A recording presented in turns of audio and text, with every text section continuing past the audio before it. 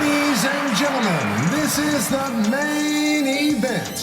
Fight fans worldwide, you've tuned into the number one undisputed boxing podcast today. This is the Boxing Breakdown.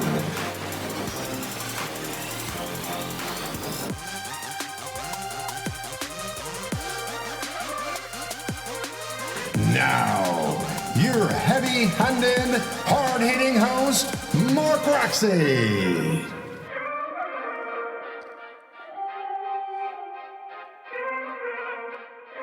What's up, what's up, what's up? What's going on out there in boxing land? This is your host, Mark Roxey, and you are listening to the Boxing Breakdown. Thank you so much for being with us today on Apple Podcasts or wherever you listen to your podcasts and on YouTube. Thank you very much, and I would like to welcome into the studio my partner in crime, Mr. Harold Hunt. What's up, what's up, what's up? What's up, man? How you doing? I'm good, brother. What's going on? Hey, man, just sitting here enjoying my new piece of material here that says the Boxing Breakdown. Oh, you are sporting the merch. You definitely are. You are bona fide the Boxing Breakdown hat. Yo, that hat looks sleek on you, bro. Oh, well, thank you, and yours does also. Thank you, Harold. Yeah, it's awesome. And listen, speaking of sleek, you were absolutely outstanding this past weekend, December 4th, man. You killed it.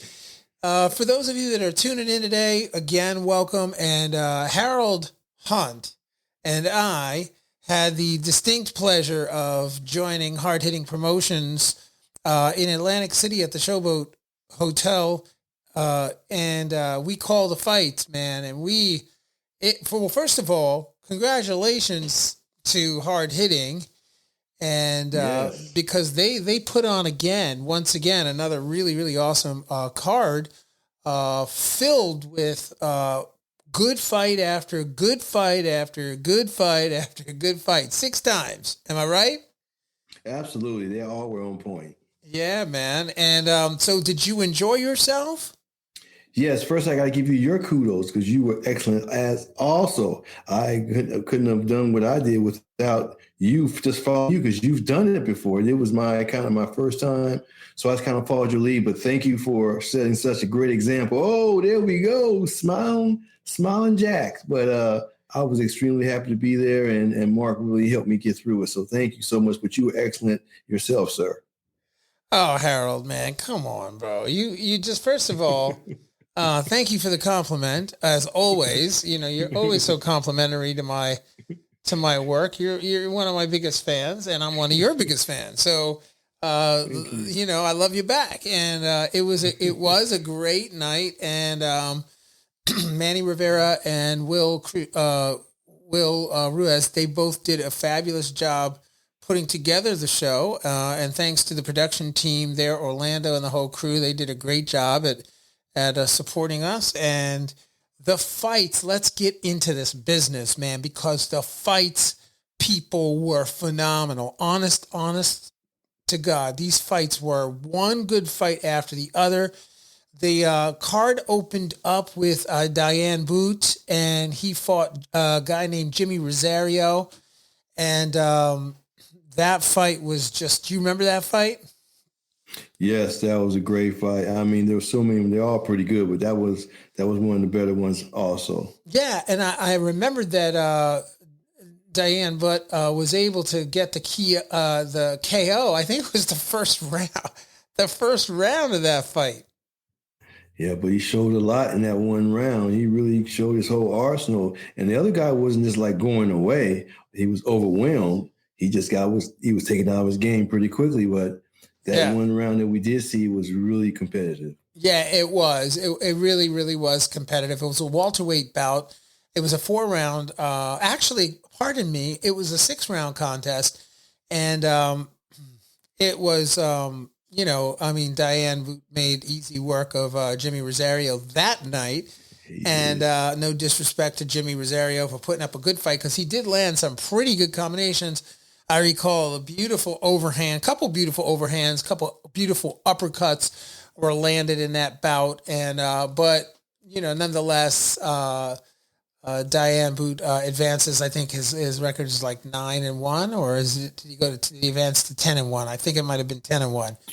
10-1. Yeah. Yes. Yeah. My brain isn't really working. Some nights, man, my brain just doesn't work super, super well, but I'm going to try to quick charge it and get it super, super going here tonight. There was another fight, Desmond Lucas out of the Boogie Down Bronx, Boogie Down Bronx, Boogie Down Bronx, Boogie Down Bronx. Remember that song? Yes. Yeah, Desmond Lucas fought a guy by the name of Antonio Sanchez, and that was also a welterweight contest. And so that was a great fight. It did go the distance. And Antonio Sanchez put up a good fight. He certainly he got his in the bout, but Desmond Lucas came out with the victory. I believe his nickname is the Technician. Is that correct? Technician, he was. You remember that fight? Yes, I do. There are etched in my mind because that was the first time I ever done anything like that. So everyone is in pocket with me. But yes, that was a good fight. You know, Harold, one of the fights, it like really dawned on me yesterday that the fight between Josue Rosa and Brian Alvarez, I don't know if you recall that fight. It was only a 4-round fight. It was at 122. So it was a bantamweight fight, bantamweight contest. And I didn't give that fight that much. There were so many good fights on the card, and that was the first fight of the night. And so I didn't really spend too much time thinking about it. But when I went and reflected on the card and thinking about the fight, the whole fight, that fight was phenomenal, man. Those two guys banged it out for 4 rounds in a telephone booth, back and forth, ebb and flow. Probably the closest fight and perhaps the most dynamic fight of the night. What are your thoughts about that? Man, there was no holding. They were fighting out the clinch. The referee didn't have to do anything. And, phone booths are extinct, right? Right. Man, they made one that night because they was right there in it, and they were really fighting really well. And it was nice not to see that kind of close combat without all the holding. Right. Yeah, Earl Brown did not have to do that much in that fight.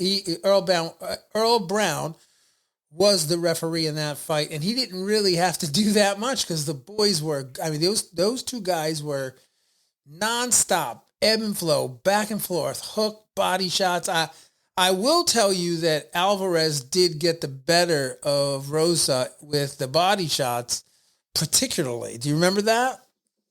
Yes. What a thunderous nice body. Work. Yeah, thunderous, bro. He committed to him, man. He had the leverage and the placement. He did do that.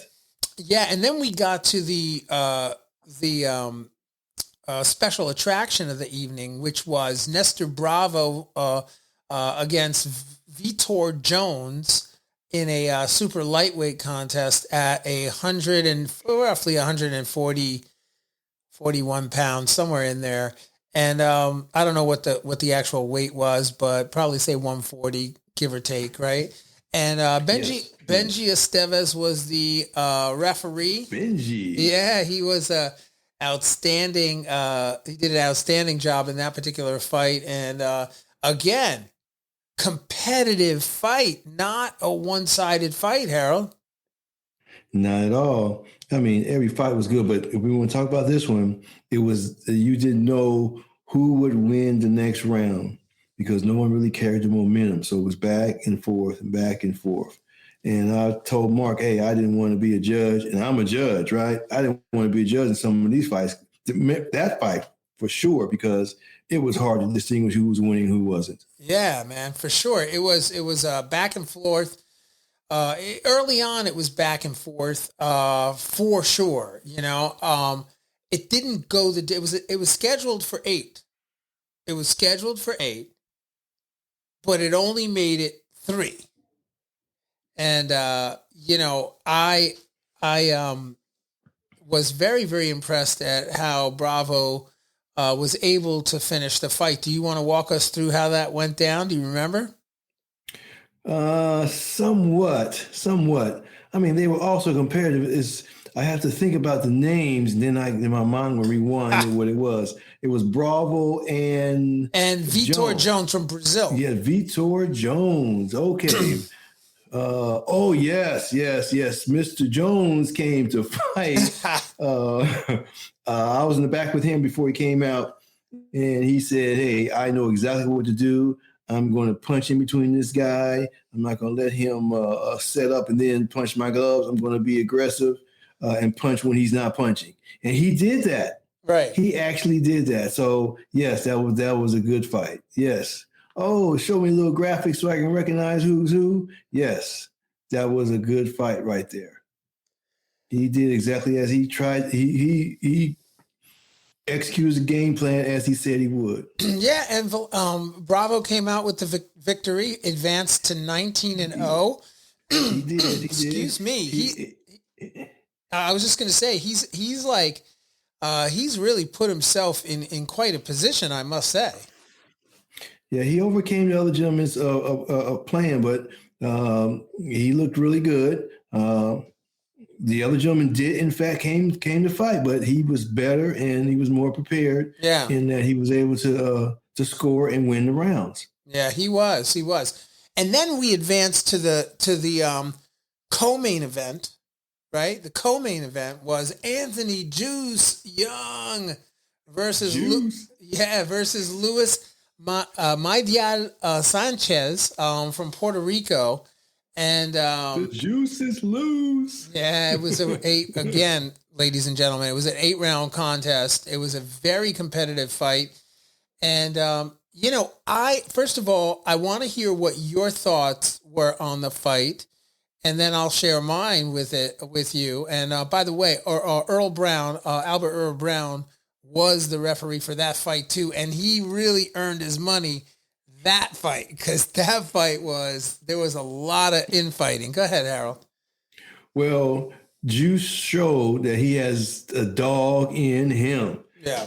We did an interview. He said he had the dog, and he actually showed that in the way that he fought, because he was in a situation where that dog had to prevail at times, because his opponent was like, "I'm taking this dog for a walk." And he was like, no, you're not. I'm going to drag you on this leash. So he was very busy with his hands. He was consistently trying to get the advantage. Right. He was moving well. I mean, he did a lot of things. And, of course, you pointed out a virtuoso type of application that he applied in this fight. And, hey, our fans want to hear you tell us all about it, because I was overly impressed with your estimation of what he did to win that fight. Oh, well, thank you, Harold. Yeah, I mean, basically, folks that are listening in, what Harold's talking about is that Anthony Juice Young, and I spoke to him after the fight. We actually spoke about my interpretation of what he was trying to do. But what he did was he pulled Luis Maidial Sanchez into a dogfight, which was in fact his plan, and he did say that in the pre-fight meetings. His plan was to create a kind of back and forth tug of war, inside fighting.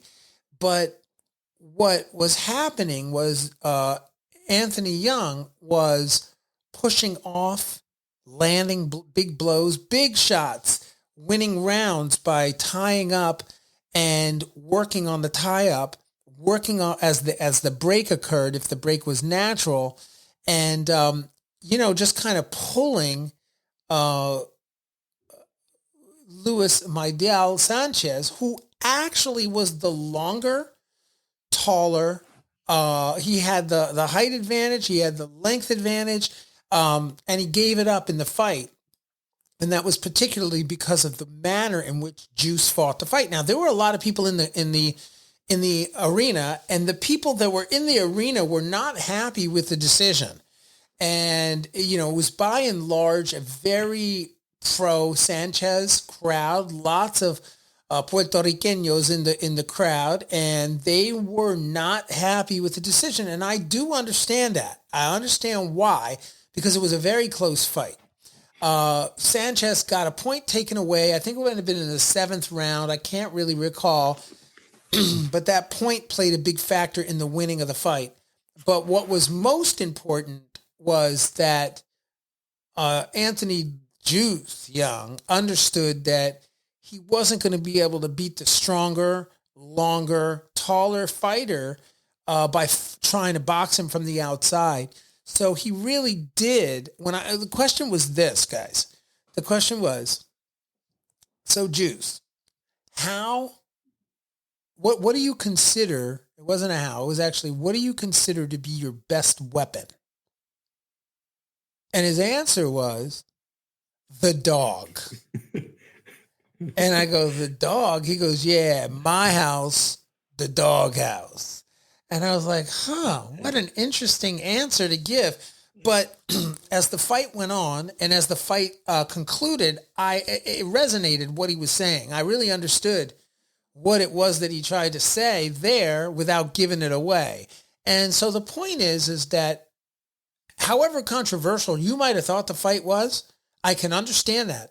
But it was masterful the way that Anthony Juice Young was able to pull that off. So I know Juice, you said you're coming on the program. So when you come on the program, we'll share with the listeners of the Boxing Breakdown how you went about doing that.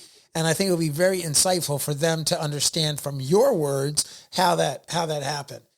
The last fight of the night, the main fight, right? The real macaroni, the big kahuna. The big kahuna. Was Christian Tapia versus Iron Alvarez in a super featherweight competition, Harold. And Chef Boyardee. You got a puncher there. That guy is a puncher. And once again, Mark saw a sublime tactic that only he could see. And once he told me about it, I was like, oh, I see it. But this guy really, he's a puncher. I mean, you don't want to compare with anybody, but there's a lot of people who are Tank fans, and people know when Tank gets somebody hurt, he's going to take him out. This gentleman has the same type of attributes. He's not the same style, but he will take you out. He is a knockout puncher. There's no doubt about it. That is his mandate. He will get in there and he's going to take you out. He doesn't want to finish it off like that or anything like that. So anytime you got a knockout puncher, he is marketable and he's going to excite the crowd. And he did exactly that. Right. And both the men, Christian Tapia and Iron Alvarez, both weighed in just about 129 and a half, 129 3/4. And so there was a very competitive fight. It was a 10 round fight.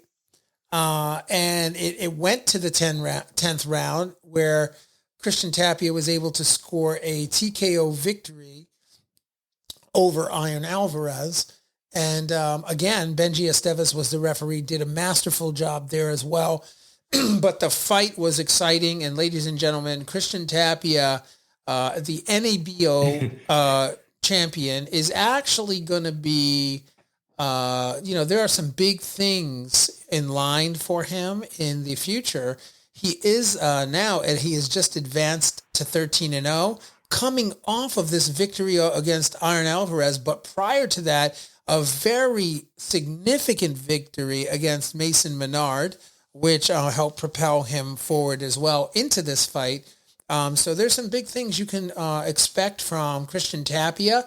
If you are in the New Jersey, Pennsylvania, Connecticut, Delaware, Washington region, you definitely want to check this guy out. And, if you're a fighter and you're listening to the program, the 130-pound division is on notice. Just saying, you better keep an eye out for the Christian Tapia because he's coming. And, cool. Hats off to Iron Alvarez, too, who did a great job. Undefeated. He was so durable, right, Harold? Yes, he came there undefeated, and he had never lost. And, if you have never lost, you don't understand what that is. And he was not mentally going to have a loss on his mind or in his record, and he fought that way. So that made a great fight, mark of wheels, and when you get beat like that, that means you've given your all, because he did not lay down. He had to have it taken totally away from him, and Tapia was able to do that. But up until that point, it was a great back and forth fight, and Tapia just prevailed. Right. No doubt. I mean, you are so accurate about that. And hey, Harold, like I wanna really just kind of chop up the Gervonta Davis versus Isaac Cruz PBC pay-per-view. I know you have lots of news on this, man, and I'm excited to hear. We were talking about it pre-show, but I really want you to share with the Boxing Breakdown fans what you have recently learned that has come off the wire. Well, as we know, going forward, initially he won the fight, as we know, and he hurt his hand around he says around the 6th round. His opponent realized in the fifth round that that left hand stopped coming. And when he realized that left hand started coming, he said, "Oh, I got a hall pass," and he went right after Tank. Now, the first 3 or 4 rounds there, from what I saw, Tank was boxing well. However, Tank is not used to fighting someone who is shorter than he. Right. And because he was short, and he really couldn't use that uppercut that he uses on the bigger opponents, which usually pulverizes them. But at this point, he was too low to the ground. So there, because of that, he had to box and just kind of box and kind of power punch. While doing that, he hurt his hand. Now, he hurt his hand in training, and it healed up enough, but he re-aggravated it in the 3rd round, actually. But he's fought through it. This is pain, because no fighter comes to any fight 100% healthy. That does not happen. That will never happen. It doesn't happen. Although Floyd said he did it one time against Arturo Gotti. Out of all his fights, he came in 100% healthy, and you saw what happened. But I digress. So he did hurt his hand hitting Cruz on top of the head, which is, the cranium is very hard. And if you're not used to hitting someone there, which he never really does, right? He's always a shorter man. He did, in fact, hurt his knuckles. However, because of that, we got to see another skill set that we knew he had. Everyone says he has it, but I've never saw it. And it was beautiful. He was turning this guy left and right, just turning him beautifully, keeping his back off the ropes, using one hand, the jab, the left hand, the right hand, the right jab and the right hook. And he was very successful. Now, you look at the footage, he got hit sometimes, but a lot of them he pulled away with it. He rolled with the punches. He was hit a few times, but he rolled with a lot of those punches, and a lot of them did land, but it didn't shake him up too much. So the scuttlebutt is he hurt his hand. He was forced to change his style somewhat because of his hand, but because his opponent was shorter, he had to change his style. Right. So you got to see a whole new dimension of him. And to me, that was very impressive. He's hurt. He's fighting an opponent that he's not used to. It was a late replacement, yet he still dominated, to me, in that style. Wow. Yeah, man. I've only heard great things about the fight. I will tell you that, there's been a lot of noise about the fact that, Isaac Cruz was really relatively unknown prior to this fight. And there's been a lot of talk in the boxing world about how well Isaac Cruz did against Gervonta Davis. Well, that's somewhat unfounded. Yes, he did. Yes, he stayed there. Yes, he didn't get knocked out. Yes. There's no doubt about it. They were standing, kissing, hugging, whatever at the end. True. However, if in fact that hand was not hurt, right. Cruz was running in there getting hit with straight left hands. he couldn't hit him with any straight left hands after about the fifth, sixth round. So all he had was the hook and the jab and kind of a token left hand to kind of keep the congruency going when he was coming out for the punches. So he couldn't put any power on him. Now Tank said himself, he hurt his hand. If he hadn't hurt his hand, he would have gotten him up out of there. And I believe that clearly because Cruz was running in. He had nothing to lose. And if I can take the shot, I'll take the shot. If I can't, I'm going to go ahead and do my work.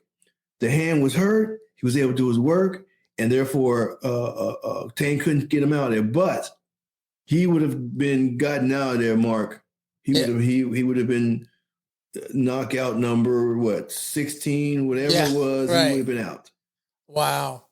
Yeah, man. I mean, as it were, he scored a unanimous decision win in 12 rounds and, he advances on now to 26-0 with 24 KOs. That is right. Gervonta Davis we're talking about. It would have been number 25 had he hadn't hurt his hand. But he hurt his hand earlier in training camp, as I said earlier. So, hey, Harold, have you heard about this news that Gervonta Davis vacates the 140-pound title? Yes, that's pretty wise to do so because a lot of people look at the other ones he had as just token titles. Yeah. Bull crap, if you will. Yeah. But this one is going to be the one that's, more recognizable. Is he had a weight that he can kind of be comfortable with. And, you can market this one okay. And, WBA had to kind of restructure themselves. So, you want your marquee people to have your belt that has the most prestige or the most clout. Yeah. So it was a wise move. And he's still coming in with a belt, but it doesn't matter, man. The public wants somebody to come in there and viciously knock people out. And that's what he does. So they could care less about a belt. They like the belt, right. But they just want to see him fight. So strategically, good move. Take the belt, but continue to do what you do. Yeah, man. He's out. Yeah, for sure. And so he informed the WBA that he'll only keep his lightweight belt. And he had 5 days after the fight with Isaac Cruz, which was last Sunday, I believe, and to choose a division. And he decided that he's going to stay at the 135, man. So does that mean he's going after Kambosos? Well, right now, I see his management being wise financially. Yeah, of course. I mean, they're going to go ahead and make hay as they can. And then he's going to have to fight one of these guys sooner or later. But right. Later is fine because he can fight anyone and he's going to sell out. He can fight anyone and he's going to do well pay-per-view. So right now, you might as well ride that horse while that horse got hooves. Until that happens, until you got to shoe it, which means he had to fight one of those other guys. Right. You ride with it. So he's gonna do what he has to do. I mean, if you want to be technical about, he's following the Floyd Mayweather blueprint. Right. Fight Hispanic fighters. Because the biggest base of boxing is Hispanic fighters. That type of thing. Right. Hispanic fighters. They give their all at all times. That's the culture of their country, Aztecs, this type of thing. So it just makes for, wise decisions financially. And, he's going to win those fights. So eventually they'll throw him in with someone who can really give him a little go. But I don't think anybody's going to really give him a go because that boy, once he gets you hurt, doesn't matter what your length is, what your height is, what your weight is, any of that. He's going to take you out. Yeah, he's got a lot of torque, man. He's used to fighting tall guys, and boy, does he use his torque on the inside, for sure, I mean, he's got one of the best KO ratios in the sport.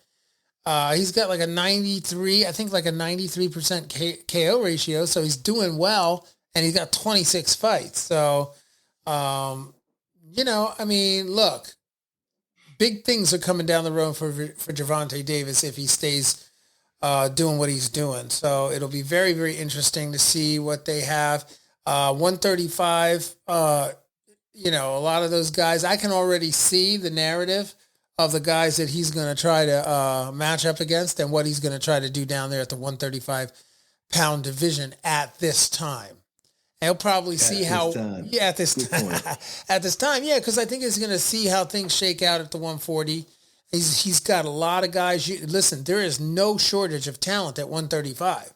I mean, you got tons of opponents, tons of people for him to fight at the 130 pound, weight division. So, yeah, man. I mean, good things coming down the line for Gervonta Davis, and thanks for that update on that, man. And Harold, let's take a moment and switch over and talk a little bit about, oh man, I don't even know what to say. There's so much to talk about Teofimo Lopez and George Kambosos.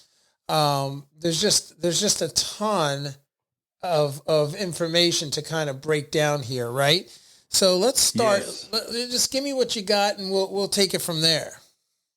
Okay. As you know, the fight took place. Lopez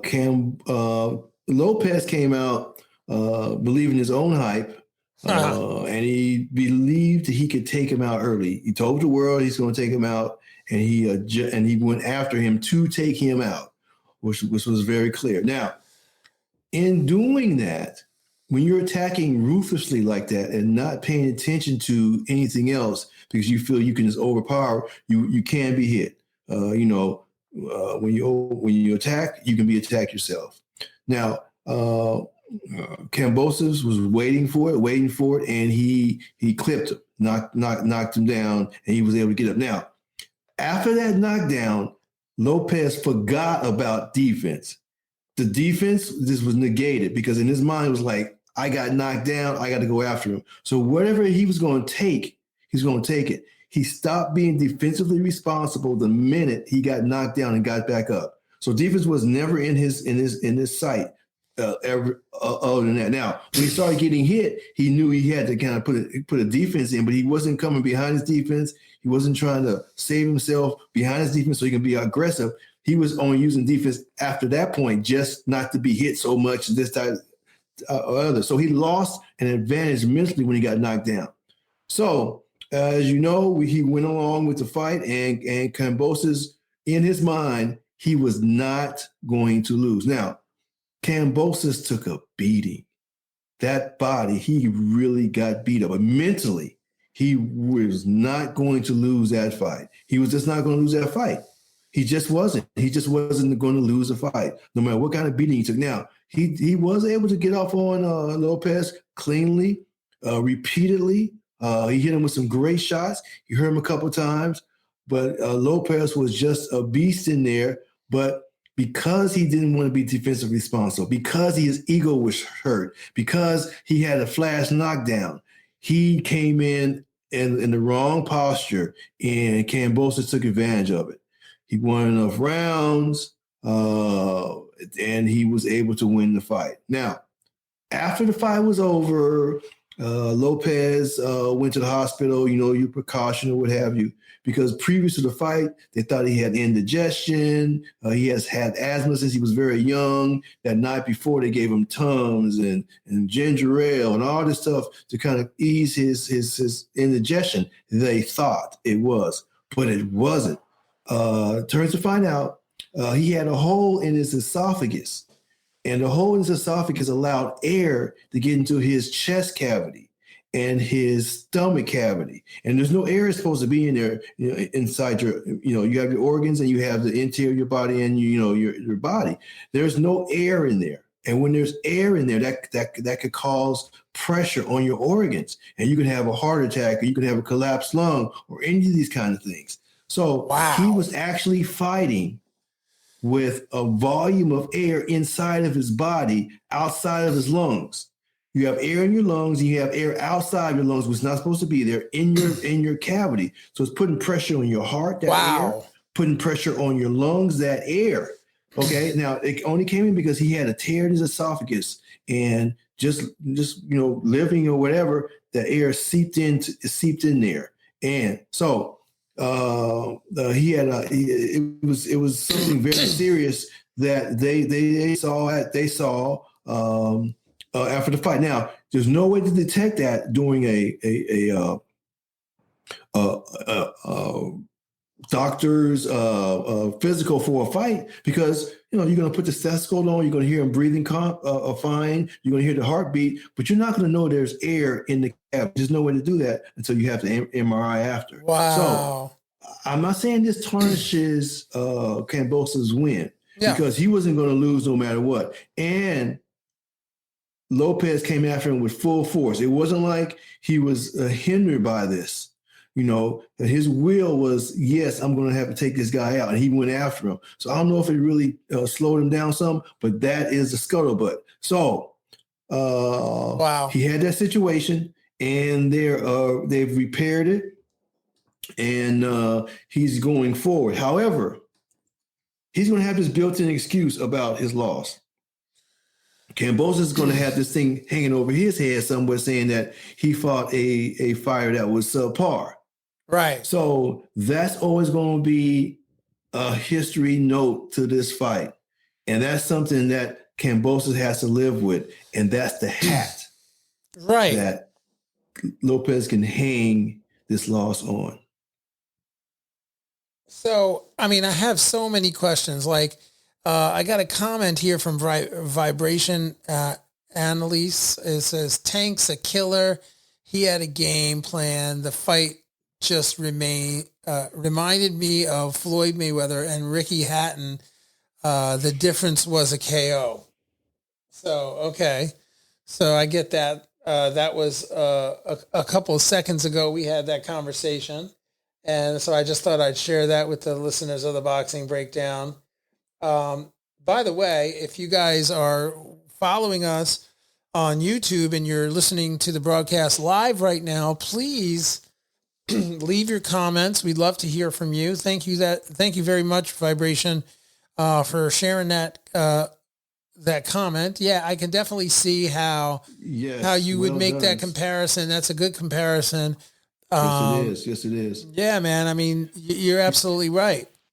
Yes, because Ricky was running in there full force, and Floyd was picking him off, running him into check hooks and that type of thing. You're absolutely right. And Vibration, you're absolutely right. Because if Tank did have that left hand, he would have took him out the same way. He would have caught him coming in, them check hooks, those straight left hands, and he would have turned them off, just like Floyd turned off Hatton. Yes. Right. Great analyst. Yeah, for sure. And thank you for joining us live on YouTube. And if you're listening on Apple Podcasts, thank you for allowing us to be with you. It's awesome that you have us in your car or wherever you're listening to your podcast. Yeah, thank you for sure. So, yeah, man, I mean, the thing is, right, is obviously in the interviews pre-fight leading up to the Teofimo Lopez, George Kambosos fight, George Kambosos was quoted both on video and sound bites saying that, after I beat Teofimo, there's going to be a lot of excuses that they come out with. So I did, for those of you listening in, I did contact, the Teofimo Lopez camp and ask them if they would join us tonight to kind of clear up some of those comments and really just ask him point blank, like, how is he doing? How's Teofimo doing? And, what happened? And just keep it real straight up. But I'm not sure. They may be busy or they may not be really interested in doing too many interviews at this time. But in any case, I am working on trying to get them, especially Senior, because he's always been a supporter of the program, and I will have them on shortly if it's at all possible. But at this point, it's a no comment, folks. It's a no comment from the Teofimo camp, and yeah. So I also would say that. There's a little bit of scuttlebutt, as you use. That's your word, Harold, scuttlebutt. But there is some scuttlebutt around the idea that maybe Teofimo and the camp underestimated the skills of George Kambosos. I have my thoughts about that, but I want to hear what you think. underestimated, that's the word, correctly spoken. Well, yes. Initially, he came in there like, I'm going to take this guy out. He is no match for me. I need to go ahead and turn this off. I need to get this money and then move forward. I got too much stuff going on in my life. I need to finish this guy. We didn't drag this thing out for 8, 9, 10 months, whatever it is. Let's go ahead and just finish it off. Right. So in that regard, yes, he underestimated him. He figured he could take him out and just do that. But like I said, it was a detriment to him because when he got knocked down, he stopped being defensively responsible. Yeah, and certainly there was some comments about the fact that Senior, was just saying, "What you doing, dude? Just go in there and knock this fool out." And well, Mark, you spoke to me in Philadelphia about that exact same thing, and the fans would love to hear what you think, because as a fan, as a casual, and you are a trainer, I thought he didn't do a great job in instructing his son.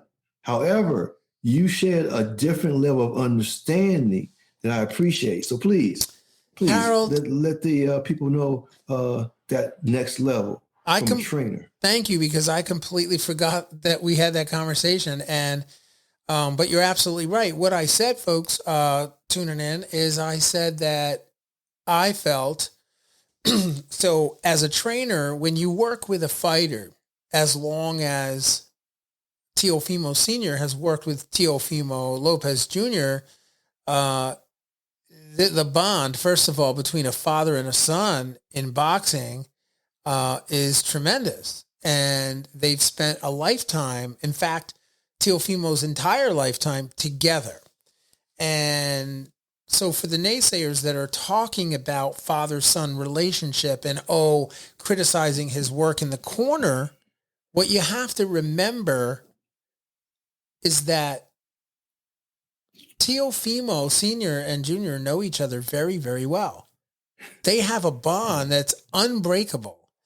And so when you hear Teofimo Sr. saying, just go in there and knock him out, you got to understand that what's embedded in that is the entire fight plan. What's embedded in that statement could be, remember what we talked about. We talked about so many things, and this is round, 1, and remember what we're supposed to be doing here, right? And so you have to understand that the bond is so deep that sometimes nothing needs to be said. If you're working the fighter's corner in the corner, perhaps you didn't do your job in the training of that athlete in the gym. And so I'm just bringing it up. I'm not saying that is gravity. I'm just simply saying that you got to understand, it's easy to throw stones, right? It's easy to say, he didn't help him. He needs a new trainer. He this. Yeah, but when he beat Lomachenko, which was a couple of months ago, nobody said anything. They gave him the Trainer of the Year award.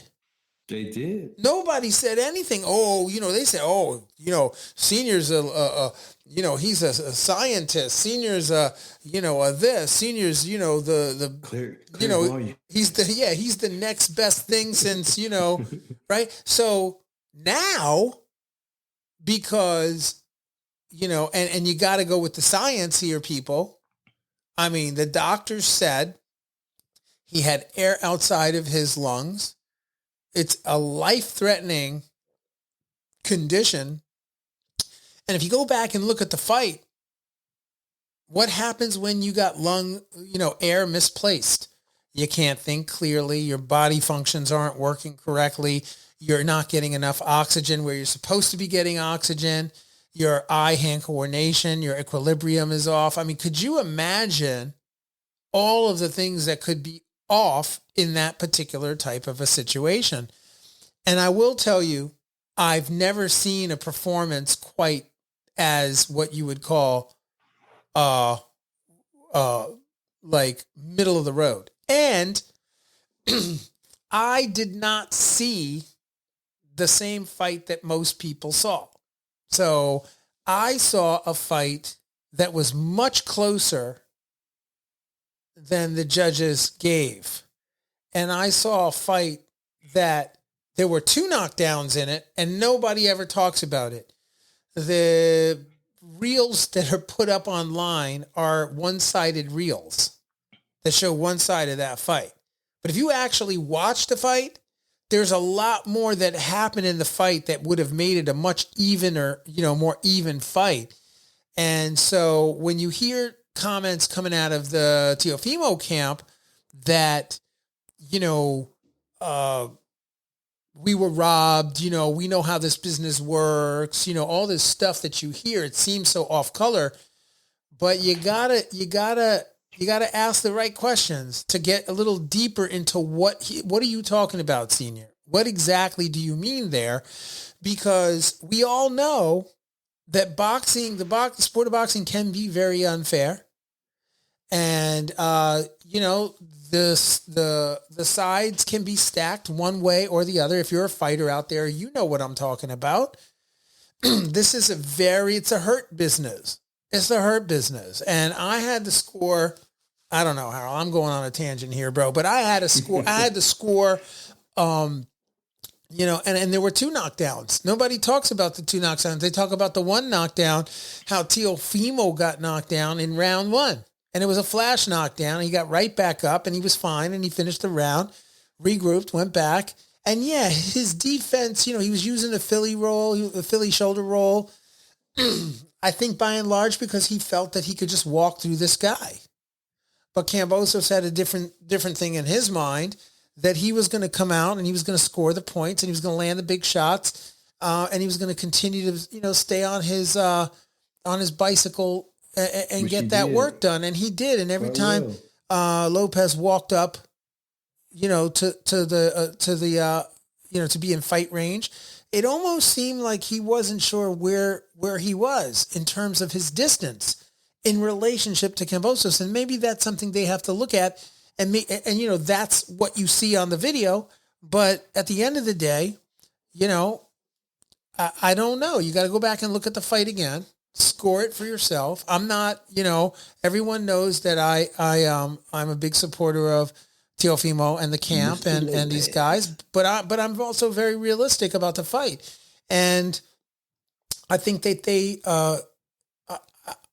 I think you just need to go back and look at that fight again. Okay. Without me tainting what you should see. There were 2 knockdowns that for all intent and purposes, that means that the knockdowns negate one another. Okay. That puts it even. Now go back and watch the fight and take out the 2 knockdowns and then score the fight and tell me what score you get. You're a professional boxing judge, Mr. Harold Hunt. Go and score that fight. And then let's have a conversation on the next boxing breakdown about how, what score you got. I'd love to know what your score is after you watch it. Turn the volume off and then watch it. I will. That's a good point. And I look forward to that because, I can subtract, take out those 2 elements and make it work. Subtract those rather and make it work. Yeah. So let's do that. I'm going to do that and we're going to discuss it. And Harold, you are a Lopez fan. Oh, there's no question about it. I clouded somewhat. I have a connection, for all due respect, I do have a connection to them. And I do feel that, I'm always going to look at it objectively too, because it's boxing and, smoke and mirrors is smoke and mirrors. Cutting through all the nonsense and getting to what's real is what I'm about. Trying to really understand what is real, not the story. Now, the weight situation. Is he going to move up? Even if he was healthy, this was really hard for his body to cut this weight. Yeah. And, he's getting bigger and he's in his prime. And I just don't think this weight is good for him. I really don't. It's unhealthy at this point. This is regardless of the problem with the air. Well, yeah, regardless of that, this is what I will tell you. If you go all the way back to the Nakatani fight, and the Richard Comey fight. The team was talking back then about the fact that, Teofimo was busting at the seams to fit into the 135-pound weight class. That goes all the way back to the Nakatani fight, okay? And the Richard Comey fight. So this isn't new. This is not new. If you go back and you follow his career, his dad has been very vocal to the folks at Top Rank, to everybody he, talks to. Look, this is the last fight my son is going to fight at 135. And he keeps saying it, and for obvious reasons, because what people don't realize is when you try to stuff yourself down into a 135-pound weight class, when you're really like 140-pound fighter, and you walk around somewhere in the 50s or 60s, then what happens is, trying to get to 135, you're losing so much muscle and so much strength, and it just doesn't work, So he's been talking about this forever. And if you hear him say it at the end of the fight or in a post interview, it seems directly connected to, he's just making another excuse. That's just another excuse. I get it. But the thing that people don't realize is he has been talking about this for a very long time. And he's been very concerned about it in terms of the detriment of Teofimo. So, to his body. Yeah. Because he really suffers every time he has to do this. Yeah. Yeah. It's a big jump, Harold. It is. And he has to cut that weight pretty quickly. And this time he was yo-yoing, Mark, up and down, fight canceled, COVID, up and down, up and down, up and down. So that was really a toll on his body. Yeah. The only example I can, go ahead. No, you go ahead, please. I was going to say the only example I can think of was when Roy Jones had an issue when he went up, he came down, and he lost so much muscle mass and muscle twitch mass and all that. He became like an average fighter after he went up to heavyweight and came back down. So I wouldn't like that to happen to Lopez. He still has his reflexes and all that. I think he should go ahead and move up.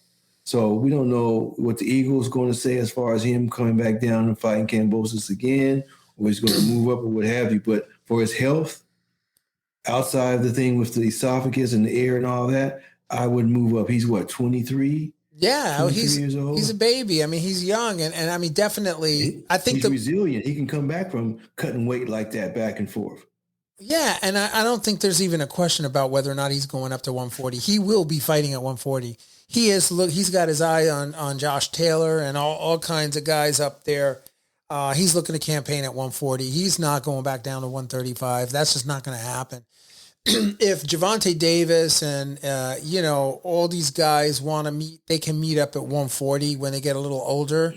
And I'm sure that's what he is thinking, that, just like he's outgrowing the division, a lot of the other guys are going to outgrow the division or get knocked off before they outgrow the division. And one way or the other, they will meet. The guys who are supposed to meet will meet at a weight, Yeah, I don't see Mr. Haney going anywhere. Not right now. Nah. I mean, because there's still a lot of money to be made at that 135. Right. And we know as long as Tank is there, everyone wants that golden ticket. Yeah. You get a golden ticket and a golden butt whooping, but you get both. A golden butt whooping. Because you're going to get it. You're going to get, the boy got a chance. Well, I don't want to we can't go back to that. We've already discussed that, but he's able to take a punch. Oh yeah, for sure. Well, Harold, man, it is. First of all, it was so great that we were all together, and we were able to call that show live from Atlantic City at the Showboat. I think the next fight is going to be at Live in Philadelphia, and I look forward to being with you again there to call that show. And we had a great time, man.